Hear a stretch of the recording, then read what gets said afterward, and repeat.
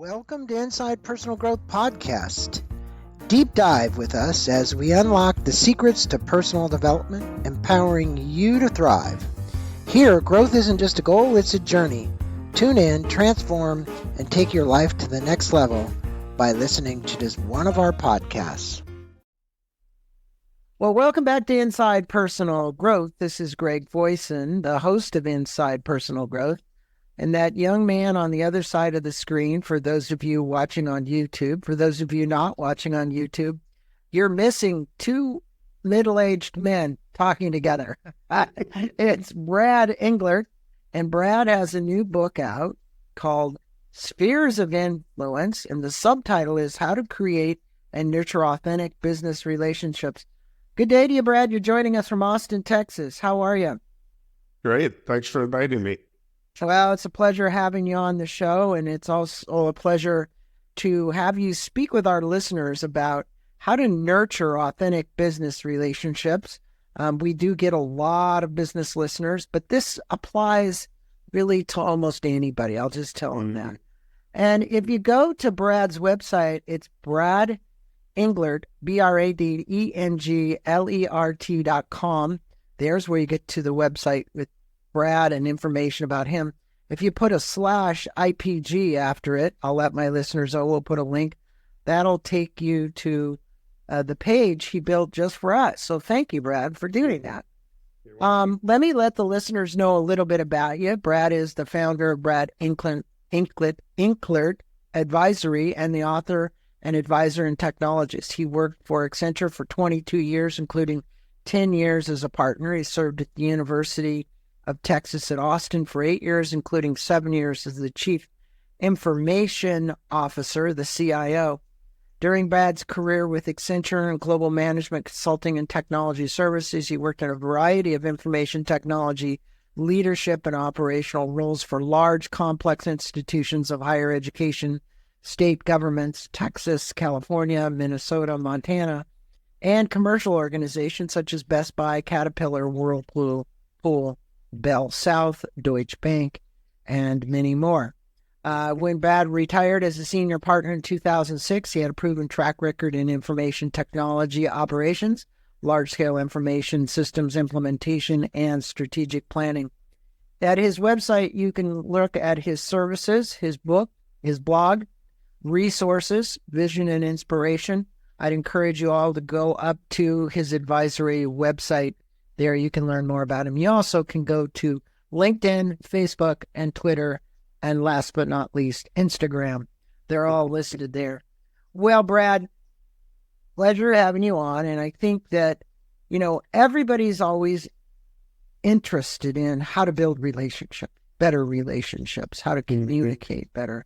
So what inspired you, a guy that was a CIO, and worked in information technology, because like we said in our pre-interview, a lot of times the people in that field are kind of dull and boring and and not very communicative. Exactly. And what inspired you to write Sphere of Influence, and how do you define influence in the context of professional relationships? And then a second part of that question is a twofold. Would you, if somebody out there is listening, get IT guys to wake up and learn that this is probably the most important way they can advance their career? Well, I've been fortunate to have really good mentors over the years and bosses. I only had 2 clerical bosses in 40 years, so I've been pretty lucky. And part of the culture at the firm, I joined Arthur Andersen, which became Andersen Consulting, which became Accenture. And there was a culture of building and growing people careers. And so I was expected to be a mentor as I became a manager and a partner. And I really enjoyed that. And helping people, learn how to grow is a lot of fun. At the university, I had a culture I inherited that was kind of a fire drill, reactive IT culture. They would speak in tongues and hard for customers to understand what we were doing. And I worked very hard over about a year and a half to change it into a customer-oriented culture. And that was a lot of fun. And so I think as I retired the second time, I still mentor 2 or 3 people a year here in Austin. And, but I thought that really doesn't scale. And how can I can't clone myself. So how can I get the message out to a wider group? And that really was the genesis of the book idea. And Yeah, really a really important thing to do. I mean, I think you saw that, like, getting this message out through this book was really just a brilliant idea because it's so needed. And I want to have time for you to share some of the key strategies from the book and really how to build and nurture authentic relationships in business. Sure. Because it's not that people are devoid of emotional intelligence or they don't know. It's really, you've outlined in this book some really key strategies, and I'd like for you to talk with the listening audience about it because I think they're excellent strategies. Yeah, there are really 3 approaches that relate to all business relationships. And number 1 is you need to understand their goals and aspirations. And who doesn't want to share that with someone? And you want to set and manage expectations. You always need to know, I'm a customer. I had someone promise me something a week ago. I still haven't seen it. I don't know when I'll see it. So you have to set and manage expectations. And then third is genuinely caring about their success. So in the internal sphere of influence, those are people you have the most direct impact with. Your boss, direct reports, executive leaders, and all your staff. And then the external sphere of influence are people you have less direct impact, but opportunities to build relationships, customers, peers and influencers, and strategic vendor partners. You actually do a really good job of, I think most importantly, if you've got, I'm not going to call him a new leader, but emerging leader, somebody who's really trying to work themselves through the company, learn more, they're curious. This book is for those people. And you discuss these internal spheres of influence extensively. How can these emerging leaders effectively manage the relationships with, and you just said it a minute ago, their direct reports, right? So it's like, okay, who are you reporting to? The CEO, the CFO, some vice president, whatever it might be, and executive leaders. And I want to emphasize here, you said 3 things just now, and one of it was understanding their goals. That was the first one you started with. Yeah. And I think when your report that you give to them helps them achieve their goals, you then become a big influence, right? Right. That's right. Yeah. And it's really the power to help change people. That's the secret power. When I take over an organization, it's a perfect opportunity to meet with your direct reports and just ask, what's going well? What's really going well with the organization? And what could we be doing differently? And just go in with a clean slate. You're going to trust all of your direct reports until proven otherwise. And ask them, what are their goals and aspirations? They hope to be a chief information officer one day, or are they happy being in a technical role where they don't want to manage people? Set and manage expectations. What are the goals for the coming year? And then check in once a week with your direct reports. How are you achieving those goals? And then third, just genuinely caring about that. And a good example would be requiring all your direct reports to have a training plan and then follow up on it. Make sure that they go to the training, that they're not too busy to skip training. And I try to model those behaviors. So when I'm asking someone to do something, I try to be clear on what I'm trying to achieve. I make sure I specify when I need something and, how the scope of what I'm asking for, and then follow up and make sure, it met those expectations. And sometimes people skip over that and they they don't set those expectations, and you just get a mismatch.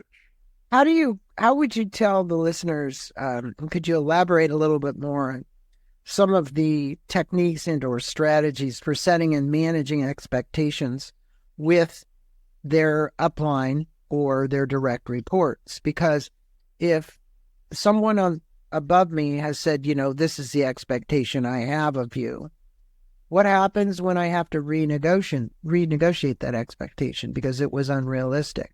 Because then it becomes disappointing.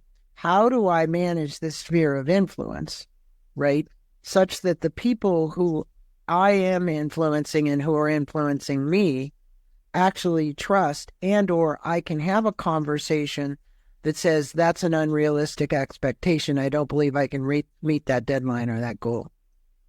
What advice would you give? You've been there a zillion times, Brad. Well, you need to create a safe environment. You need to make it okay for people to have a two-way communication. One of my favorite phrases in the book, when you're the boss, your people are not mind readers. So you need to use your words. And then for the direct reports, your boss isn't a mind reader. You need to use your words. I had a new director join me, and there was a project that was supposed to be done in the summer.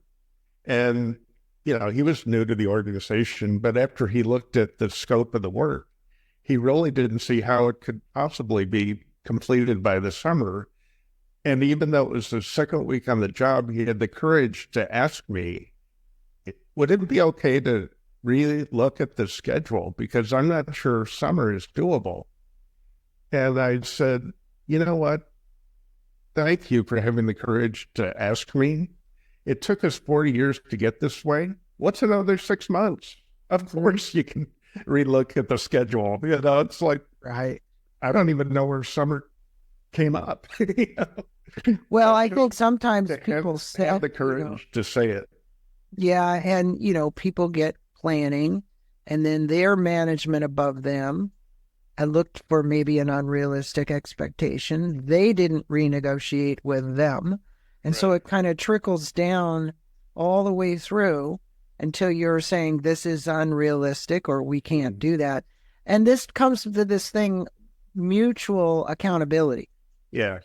Plays in maintaining strong business relationships. And I'd say mutual accountability because when one person falters in the chain of accountability, it affects everybody else in that kind of chain of accountability as well. So what advice would you give so leaders can foster this within their teams that, hey, open, honest communication as quickly as possible is the best thing that I could always do to maintain my own influence within inside of this team, within inside of this organization? Sure. Well, the first thing I did when I joined the new organization was to look at the values of the organization. And the values weren't really articulated very well. So in the first 90 days, I worked with all my direct reports to say, what are our values? What should they be? And open and honest communication was one of those values. And also collaboration with our customers. We were this kind of standoffish central group, IT group, that didn't work well with others. Well, we needed to change that value and they set the expectation that you should be meeting with your customers and asking what they need and asking for feedback and how they do. So I think our number one value was family first. Now, why is that? Because we live in Austin, Texas. It's a booming market. All the high-tech companies are here. I could not compete at the university on salary alone. But what I could compete on was you work a solid 8 hours and then you go home. You go to the gym. You go read a book. If you have a doctor's appointment, you go to the doctor. If you have a school play, you go to the school play. And if you have vacation, you take the vacation. I would model those behaviors and expect my direct reports to do the same and then do the same for their team. So I think articulating the values and then living up to them, modeling that behavior, and then rewarding them for modeling that behavior, I think is a way to change the culture. Yeah, and I think obviously there were people that took you up on the job because you couldn't compete because you did have more of an environment that allowed them to get off of work and do the kind of things they wanted. You said family first. I think that's important. But there comes time in every organization, and I was just on with the Arbinger Institute, an author of the book Leadership and Self-Deception. And the most important thing that we find is that these change initiatives, so it's inside of organizations, which are frequent and frequently fail, about 80% of these change initiatives because there's resistance. Because most people were never actually included in even being asked about what kind of change that they would like to see within the organization. Right. Can you share some experiences about overcoming leadership challenges like that during these major transitions that companies are actually involved in? And you've been there. You were at Accenture. You worked at IT. You've seen all of this. And what advice do you have for leaders facing these similar situations today so that they can navigate it and be more, I'm going to call it, in flux? Because if you can't be in flux, it's going to be pretty difficult if you're going to be in resistance. Well, you need to have a strategy. And I was fortunate when I joined the university that the president at the time had just completed a strategy for the entire university for the next 5 to 10 years. Here are the changes we're going to make. And he had the buy-in of the campus. So my task was to create an IT strategy that aligned with the overall campus strategy. So I'll give you an example.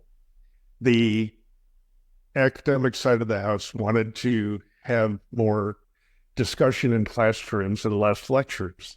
They wanted a learning management system where the lectures could be recorded easily and connections to the internet be easy, so that classroom time was devoted to instruction. But the learning management system we had was horrible. It was clunky. It was 15 years old. It was not securely connected to email. You could not connect securely to email. And so we embarked on a project to select a new learning management system. And it was the students and faculty who actually evaluated the products and selected the product. So when we got to the executive leadership team, the president, the provost, CFO, and said, we're recommending moving to this new learning management system. The president said, well, what do the faculty and students think? And I said, well, sir, they unanimously endorsed this recommendation.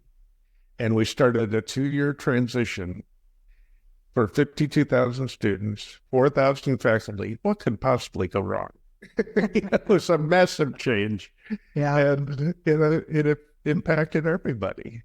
But the good news is the product. Did you end up with Blackboard or something like that? Canvas. Okay. We replaced Blackboard with Canvas, which was designed for the cloud, and it was built with industry standards that made it easy to connect email securely and other tools. And over 2 years, we moved the entire university to that new platform. And at the end, an email came to me and the vice provost who I teamed up with to roll this out across campus. And it was to the president about our project. And I just covered my eyes. It's like, I'm going to get fired. He and I are going to get fired. And it turned out to be the most complimentary email ever about what they coined a boring IT project is actually fundamental to changing the university. And the fact that my team teamed up with the provost's office to support every department over 2 years, including asking the vendor to change the product to be more scalable for us. And they said it could not have gone better. It's just like, Well, it just amazing. shows you, in spheres of influence, the kind of impact you can have to create these relationships when you have inclusion. I Yes. think the most important thing is that you had inclusion in the decision. You got a unanimous Yeah. vote to move forward this way. And regardless of the rough spots that you would meet along the way, and I'm sure you met plenty of them, it's Mhm. easier to navigate with the team when they know everybody's aboard because everybody then pitches in to work toward solving the problems. And That's so, can correct. you discuss the significance of external spheres of influence? Obviously, there were in this case, the example that you just used, and how professionals can build effective relationships with customers and strategic vendor partners, which is what you were with Canva. You Mhm. literally That's were right. building a strong strategic vendor partnership. Could you address that, this Yeah. navigating external influences? So not all your vendors are strategic.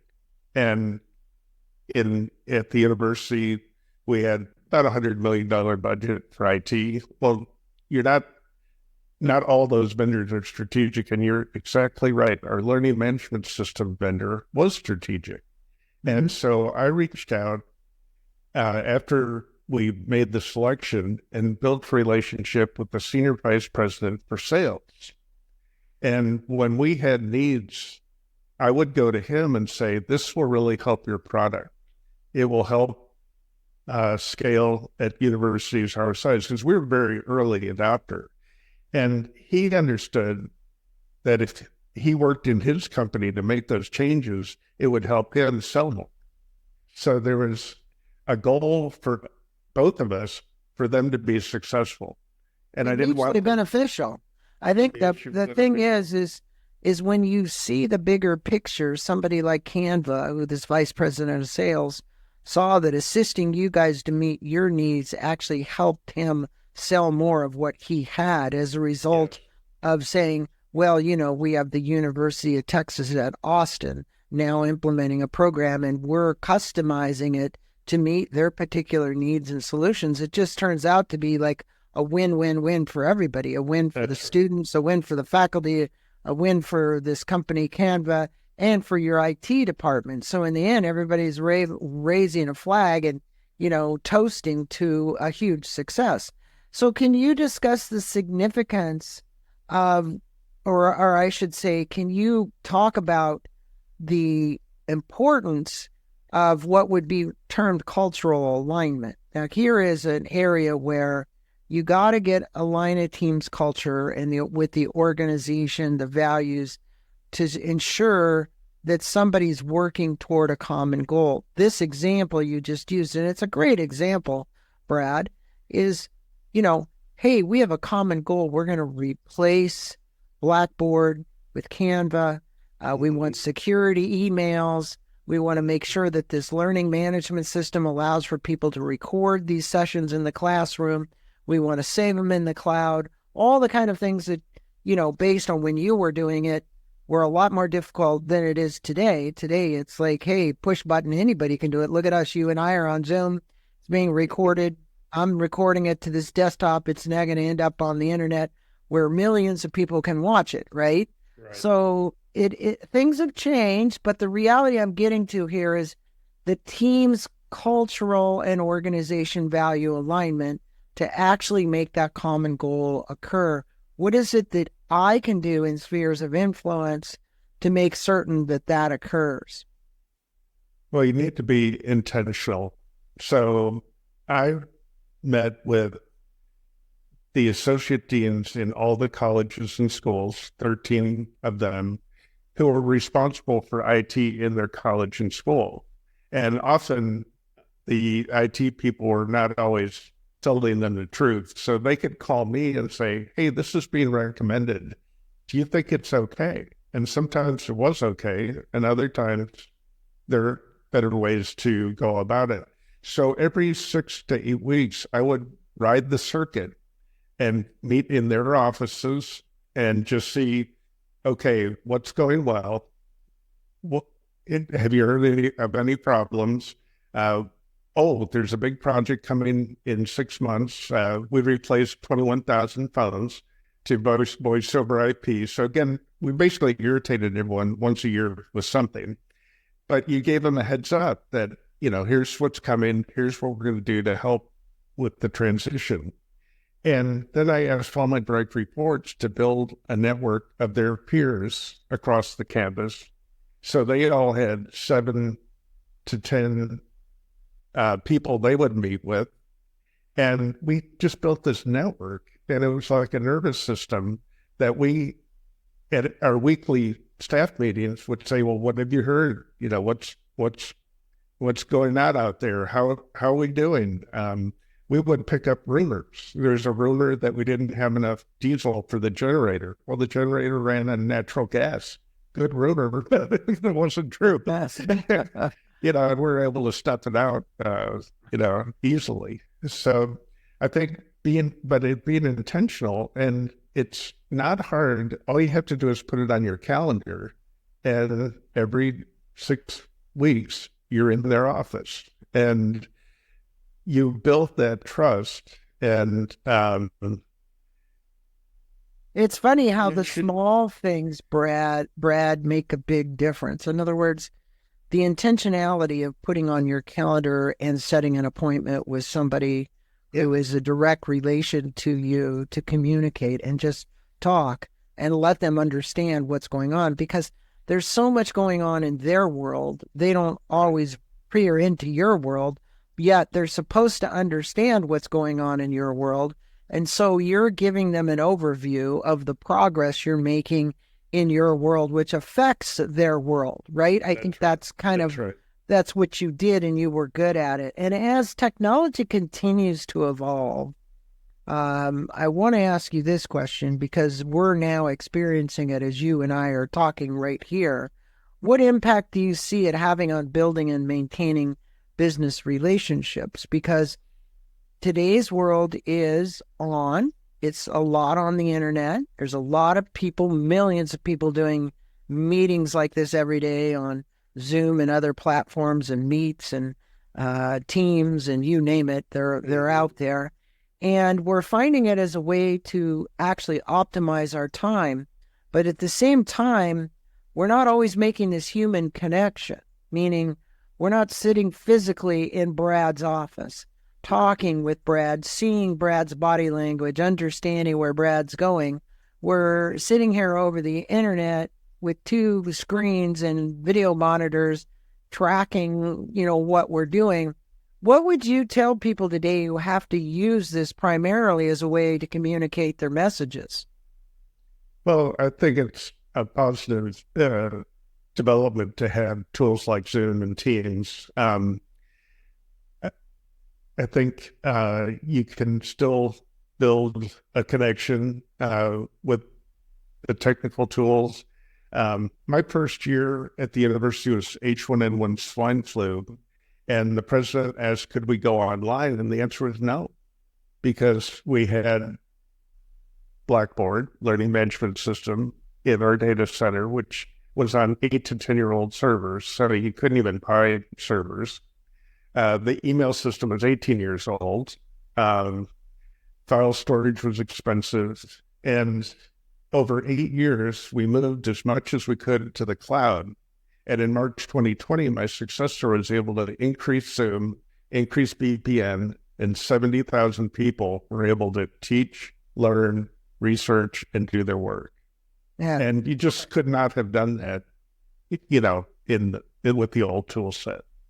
No, and I think what's important is the tools or the ideas and things that you developed in spheres of influence work no matter if it's online or offline. Right. And I think that's the most important thing. And this is like the human connection, the true human connection that we need to make, to understand that everybody on the team is a human being. We have feelings.